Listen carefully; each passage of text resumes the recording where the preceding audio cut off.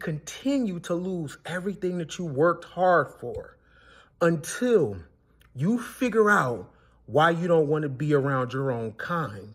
Whatever you're about, whatever disgusting thing you can think of, there's a white woman for it, black woman for it, Latino woman for it, Asian woman for it, any kind of woman you think of, any nationality, whatever you're into, there is a woman that will do that shit and go further. The problem is she's too free and you don't like freedom.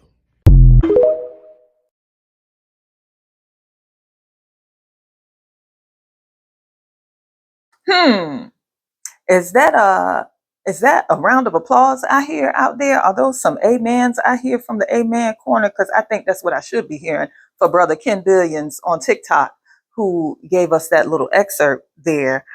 He was speaking, as you can see from the note on the clip, he was speaking about the situation with Shannon Sharp. And I sit around sometimes and I wonder to myself, who's going to be the next Diddy? Who's going to be the next Epstein? Who's going to be the next Shannon Sharp? Well, we know that there's always going to be someone waiting in the wings, waiting to line up to entertain us next with these issues. And it's unfortunate.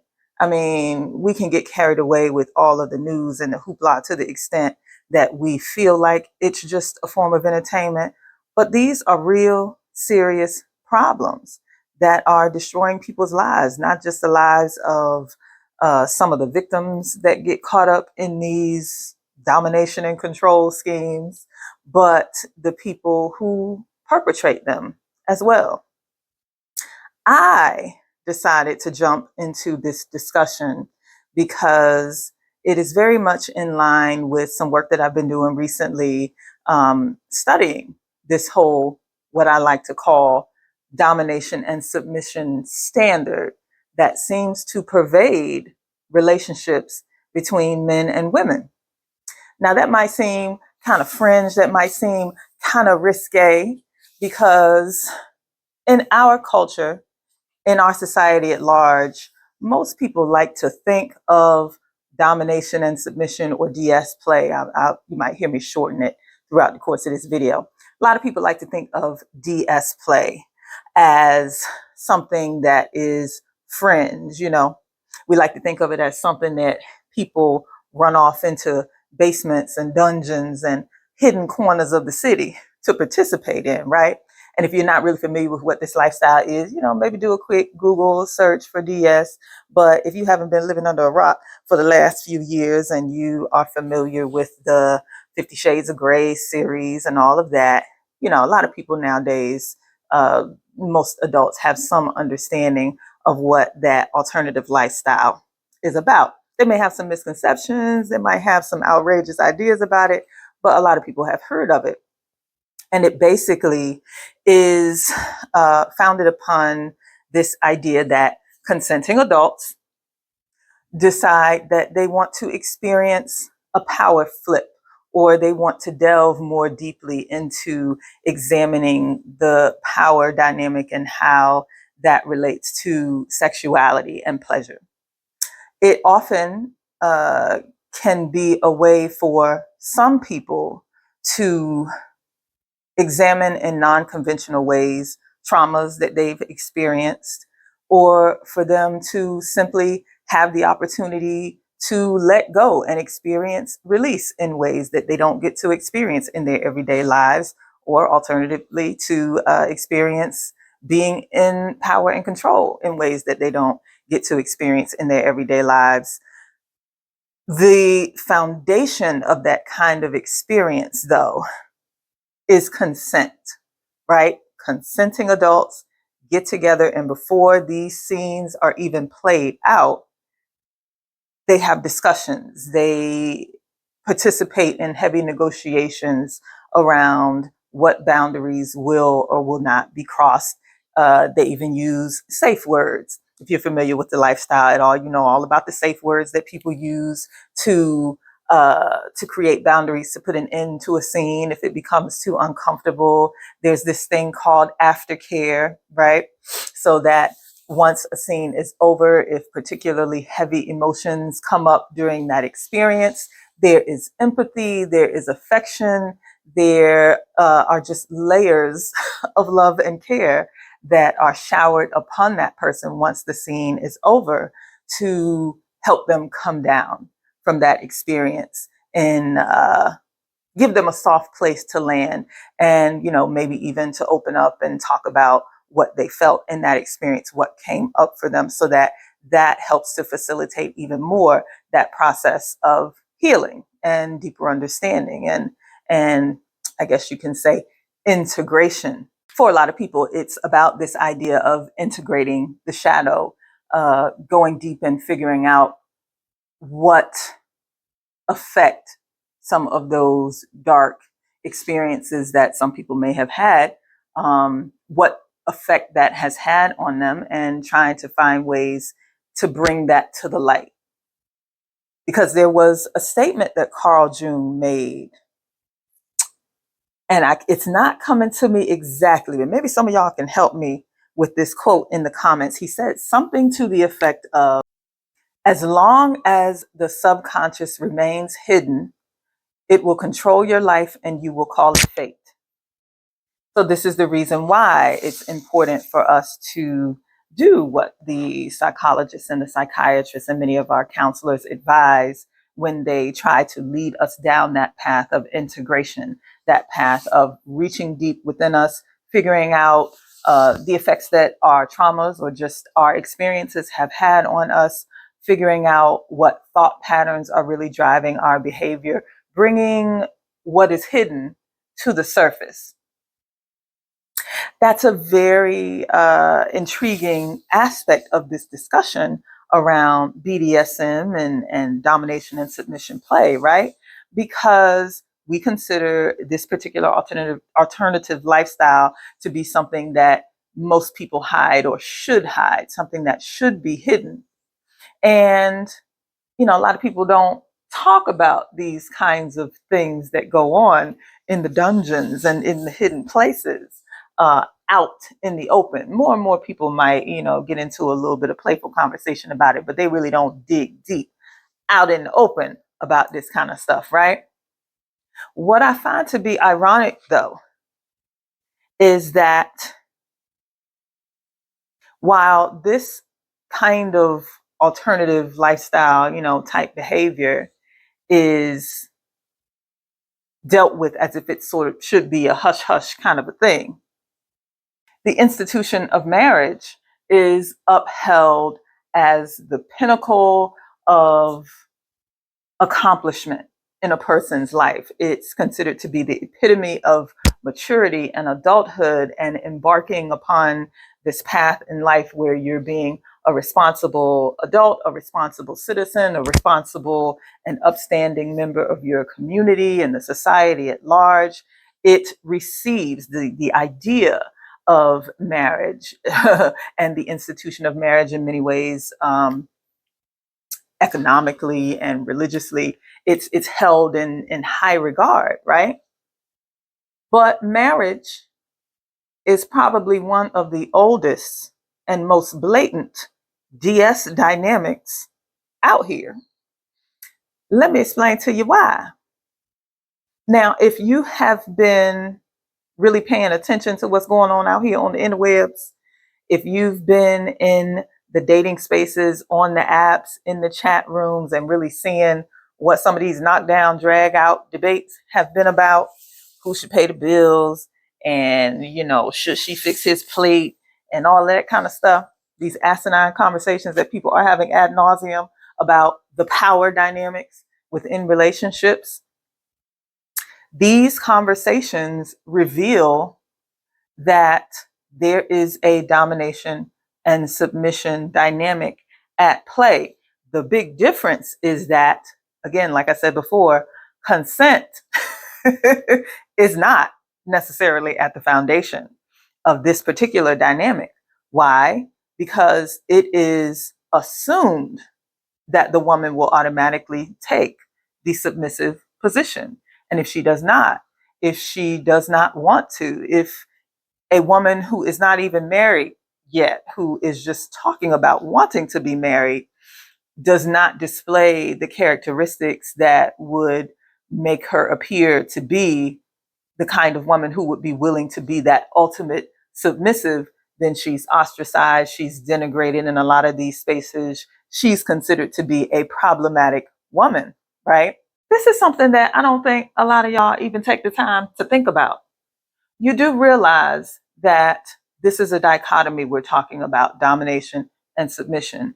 If a woman is to be submissive, that means there is someone who is going to be dominating her. You can't have domination without submission.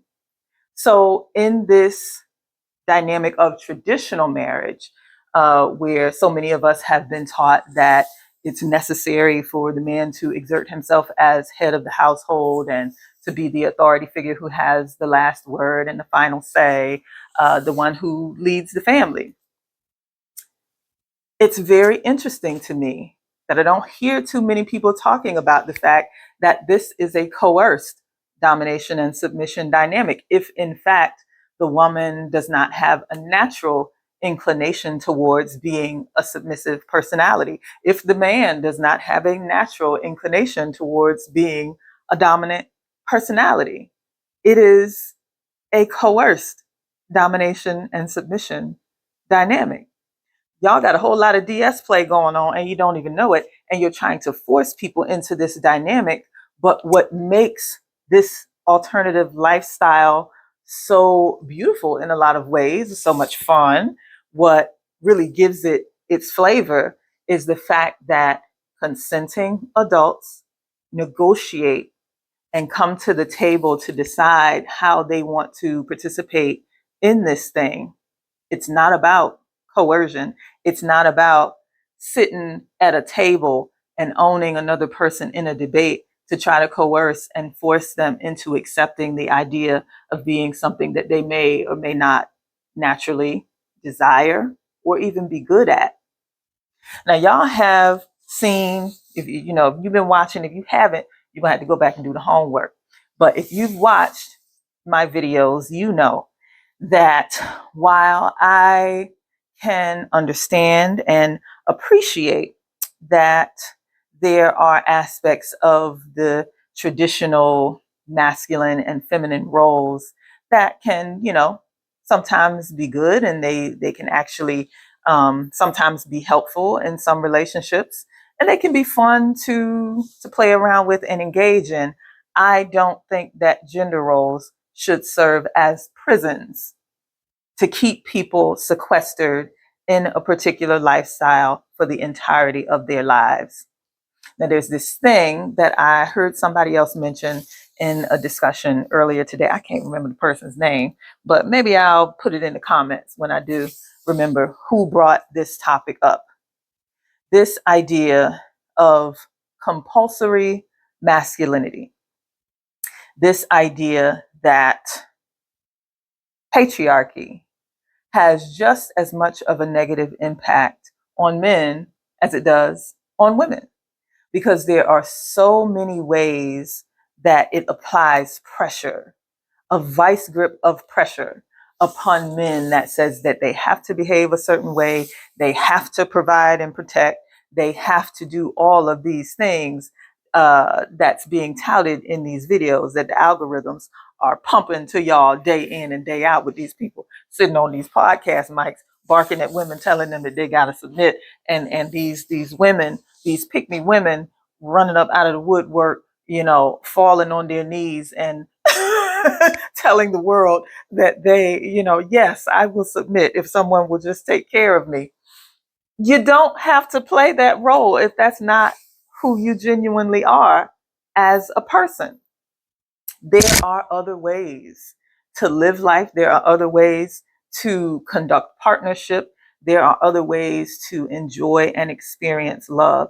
And there are lots of people out there in the world who, since time immemorial, have been experiencing these other ways of living, these other ways of loving, these other ways of being in partnership. But there's a particular reason why so many of us get this messaging. There are particular entities and institutions that are well served when we just accept this domination and submission indoctrination.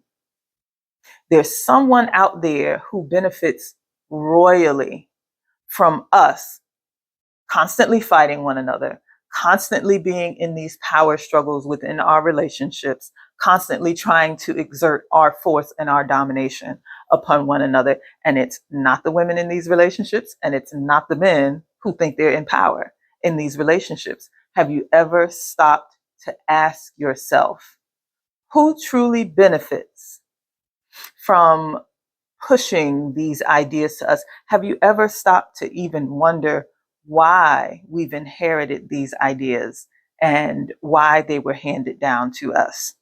I got another video where I talk about the origins of the traditional marriage model and the nuclear family models. And I know that there are a lot of people out there who may come from religious backgrounds like I did, who were taught that this was just something that was ordained by God, and wives should submit to their husbands as unto the Lord, and that's it, because God said it, and you don't question it. Well, if you actually take the time to study the history, like I talked about in a couple of my past videos, marriage and the nuclear family were economic constructs originally. The idea that a man needed to ensure his progeny by acquiring a wife and being able to control and monitor and make sure that the children that she bore were actually his, so that he knew who to hand these inheritances down to. These constructs were created particularly to serve the interests of wealthy men. These constructs were not originally created to facilitate everlasting love and, and the kind of partnership that many of us, many of y'all out there are still hoping for and have been taught is possible. Now, that's not to say that real, deep, authentic, reciprocal love is not possible between men and women. It absolutely is. And there are people out there who have accomplished it. But many of the people who are accomplishing that kind of long-lasting partnership are doing it because they've taken the time to deconstruct these ideas that we have inherited, and they're picking them apart. They're throwing some of this stuff away. They're throwing away the BS DS dynamic that has been forced upon many of us. And they're taking the time to actually figure out how to engage in what I like to call evolved love, a form of love that is founded upon mutual respect, mutual care, reciprocal care, right? It's about reciprocity, not about a constant need to exert your domination or your control over another person. But that takes so much digging deep. And one of the first things that you have to be able to do when you embark on that journey is you've got to be able to, put your ego to the side. Now, I am an advocate for balancing the ego, not killing the ego. I think a lot of people have taken that term ego death and they have run with it. I think that it's important to remember that were it not for your ego, you would not recognize that you need to improve, that you are an individual among other individuals who has a need to develop yourself and grow. The ego, according to the dictionary, is simply your mind's awareness that you are an individual entity within the world. So you kind of need your ego. Let's have a more balanced understanding of all of these concepts before we take them and run with it, please. Your ego is necessary. It's a necessary aspect of who you are as an individual, and it can serve you well. It simply needs to be balanced. And when your ego is put to work to try to squash another person's ego, another person's sense of agency in this world, that's where things start to go haywire. And this is why I think that the video that Ken Billions posted, Ken Billions 83 on TikTok posted, was so powerful. And I'm going to play a little bit more of that in just a little while. But That video encourages us to ask these questions. Why do there seem to be so many men out there who are willing to lose their livelihoods, millions of dollars, their freedom, their reputations for the opportunity to engage in this form of play where they get to feel like they are dominating and controlling a woman? Why do so many of these same men seem to despise free women who could potentially engage in these experiences with them of their own volition and free will without all of the violence and BS attached to the experience? Why are there so many women who despise being free? Why are there so many women out there who despise being free to the extent that they would damn near beg for the opportunity to be a man's doormat? I understand that there are some women out there who are doing some pretty down, dirty, and domineering stuff too, to people who they're in relationships with that have not necessarily agreed or consented to that kind of treatment. And there's coercion and abuse and all kinds of stuff going on. But we're focusing on this particular aspect right here because this is the dynamic that pervades, I would say, the mainstream. I would say that this is definitely the dominant manifestation of this kind of thing, particularly because of the religious indoctrination around women having to be subservient to men and the social indoctrination that we've received. I mean, you think about all of the backlash that has occurred over the last, few years and decades, and especially what we've seen pop up in the social media spaces. There's been all of this backlash against the gains that women have made economically and socially over the last several decades, to the extent that we see a doubling down on these traditional ideas and a very forceful effort being made to squeeze women back into the box of subservience, the box of traditional wifehood, traditional marriage, these traditional ideas.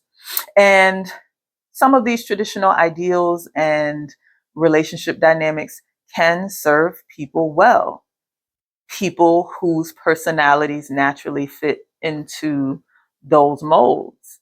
But we live in a world with more than 8 billion people, and everyone does not have to fit into those molds. There's more than one way to live life. Why do so many men seem to despise free women? Because a lot of men have unfortunately been indoctrinated to believe that a woman who walks in her autonomy as a human being and as an adult is somehow a threat to their manhood.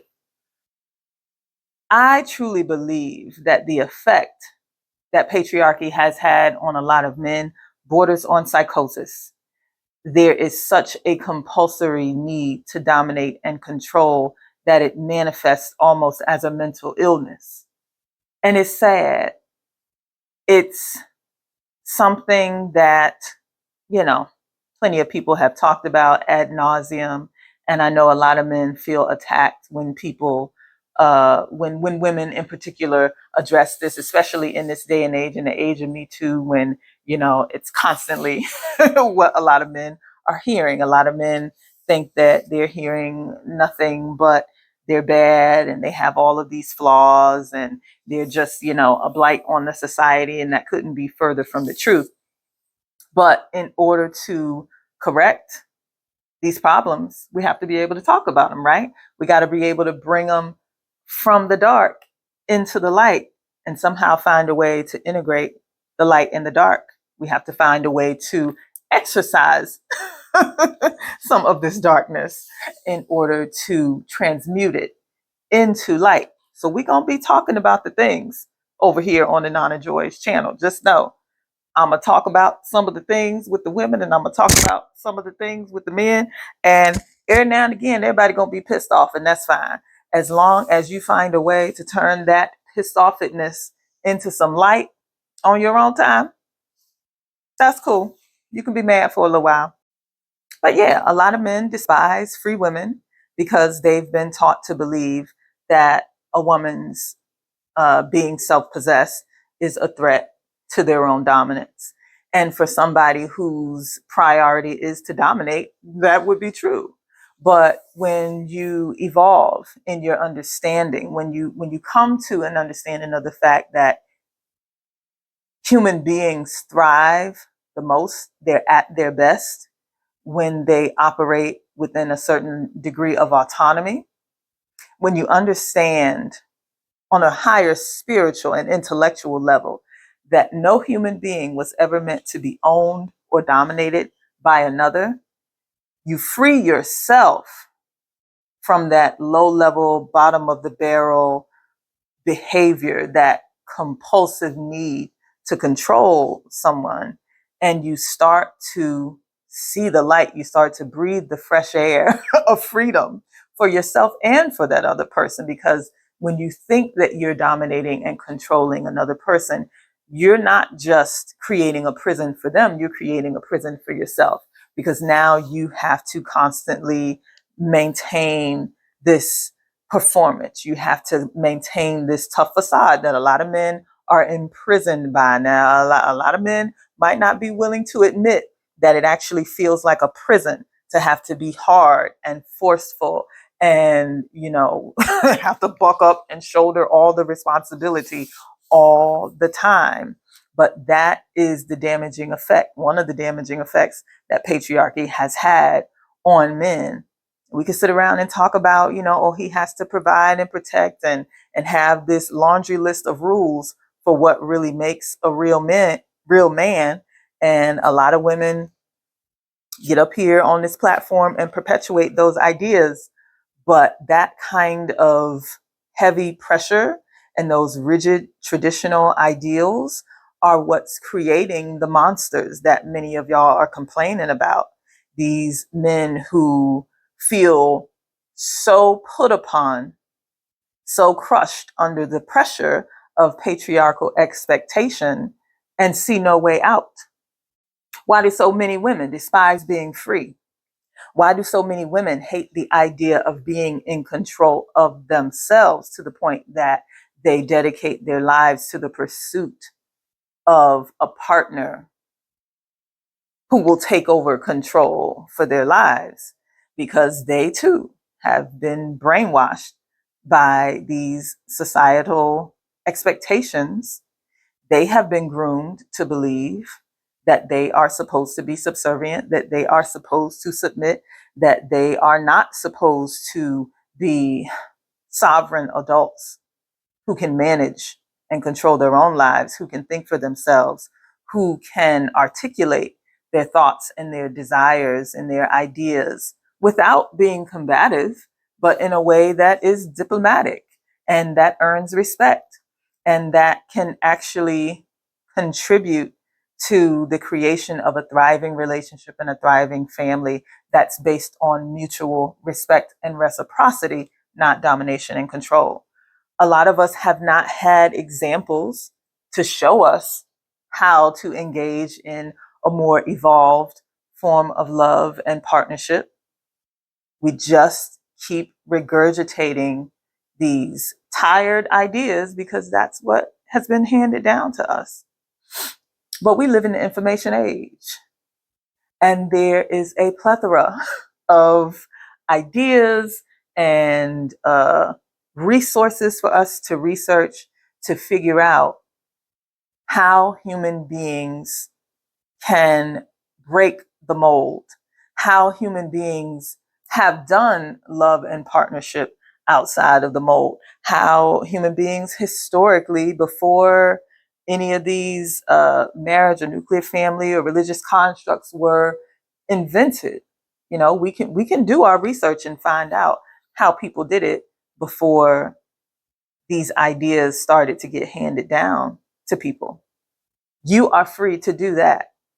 If you can't bring yourself to accept the fullness of the ideas that I'm putting forth, can you at least take the time to consider that what you have inherited as this traditional domination and submission dynamic between men and women, if you can't completely let go of that, can you accept that this idea may not be the healthiest idea around partnership and marriage or long-term love, right? Can you at least accept that there might be another way to go about this thing? Can you at least begin to consider that there may be other ways of living and loving and doing partnership that are just as worthy of respect, that are just as productive, and just as capable of creating thriving families and communities, and may even be more so, because when you consider a 50, 60, what's the divorce rate at this point, a high ass divorce rate, can you really not consider that there might be another way of doing this that's better than the ideas that we've inherited? We got autonomous vehicles riding up and down the road, aliens living in the ocean, supposedly getting ready to come up in here and introduce themselves to us, and y'all are still sitting up here arguing over who's supposed to pay the bills and who's supposed to open the door and whether or not a woman is supposed to be submissive in a relationship. I'm gonna need for y'all to come on and elevate here now, because this mother is about to be blown up by us and all of our foolish, antiquated ideas. Okay? It's time for us to embrace freedom. It's time for us to embrace the idea that no man or woman was ever meant to be dominated and controlled by one another. That it is actually possible to create a more evolved form of love and partnership and family that is based in mutual respect and reciprocity. But you got to balance your ego first. Who's willing to do it? Take some time to take off the masks, the mask of the femininity role that you're trying so hard to play, the mask of the masculinity role that you're trying to play, and dig deep. Figure out how to get in touch with your humanity again.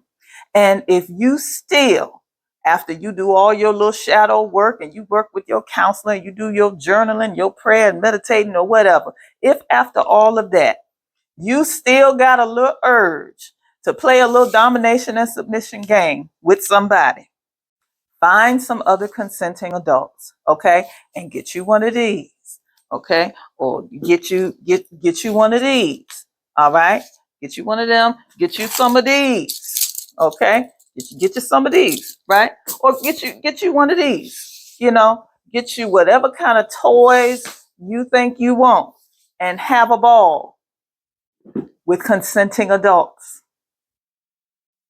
But when it comes to the nitty gritty of real everyday life and trying to build a legacy with a partner, trying to build a family and a future with a partner, I am very much so an advocate for evolved love, for love that is founded upon mutual respect and reciprocal care and accountability on everybody's part.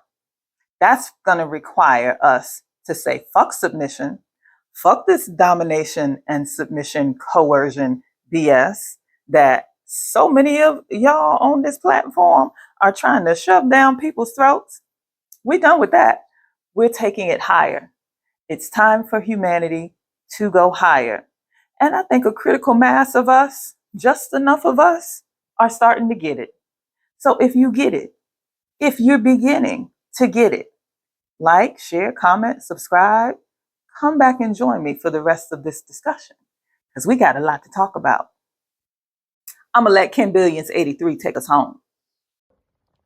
So it's not really about the pleasure. It's more about the power. And you develop kinks. Nothing wrong with kinks, okay? The problem is when you want to experience your kinks with civilians, okay? Now, there are women on this planet that are about what you're about. The problem is a lot of them aren't young women. They are seasoned women. They are seasoned women that have been around the block like you've been around the block. But there's no power in that. They're too free. The CEO, the man of power, has a lot to lose, but they never deal with their own kind. Your kind is a woman that can absorb your kink. The problem is she's free. Men don't like free women. Most men don't know what it's like for a woman to really choose them. Most men have really never felt a woman choose them with her full agency, where she don't need you for money. She don't need you to protect her. There's no coercion, right? She chooses you with her full free will, right? And here's the beauty of the choice. She could be with a man with a bigger dick than you. She could be with a man that looks better than you. She could be with a man that has things that you don't have, but the things you do have, she is totally, totally invested in, even though there are other men that might do something and have better than you and have more than you. See, that's real choice. And men get off on the power imbalance. You're not even getting off on the woman. You're getting off on the power imbalance. The free woman does not allow you to have that power imbalance. And it's costing you men millions of dollars. It's costing you everything that you work for just to experience the control over a woman, when there are women out here in the world just as deviant as you. They might even go further than you. The problem is they're free. You might hear her up and she's with another man. You don't know what her movements are, but she respects the game and you wouldn't have had a problem out of her. It's better to be chosen. You have to learn to catch up with your kind. You have to learn to catch up with your kind. You have to learn to catch up with your kind.